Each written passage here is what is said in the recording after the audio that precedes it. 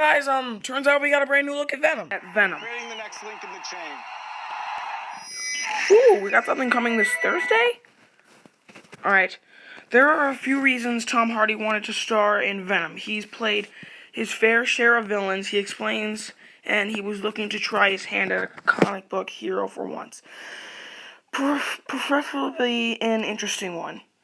With a complicated past and murky morals, his son, Louis, I know, son, is a huge fan of the character, and was more than willing to school his dad in Venom's rich comic history. And gee, wouldn't it be fun to play with both a down on his luck journalist and the goopy alien parasite who infects him? Oh, we got a new look there. But really, it came down to one thing. Alright, and I quote, "As far as Marvel characters, I have to say for me, Venom looks the coolest," Hardy says with a laugh.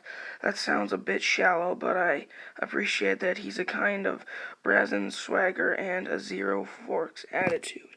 And guys, sorry if my voice sounds like this, I just woke up. And so the Oscar-nominated actors signed on to bring one of comics' most notorious anti-heroes on the big screen. See, Venom may be a Marvel protagonist, but he's no cape and tights to gooder. His human side is Eddie Brock, journalist reeling from a recent scandal.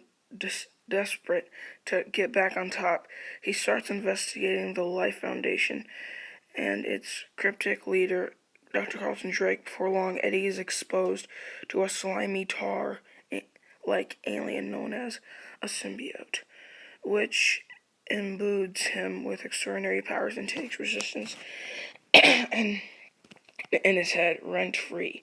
There's a tragic clown element, which I find funny. Oh, and I quote, "There's a tragic clown element, which I find funny, is harmonious with some of the work that I like too." The British actor 40 says, and I quote, "There's something funny about the circumstances of having a gift, but it's a tragic gift. It's a superhero you don't really want, but at the same time, you love it. It makes you feel special. He's a reticular hero and anti-hero." Oh my gosh! Look at that! That is sexy!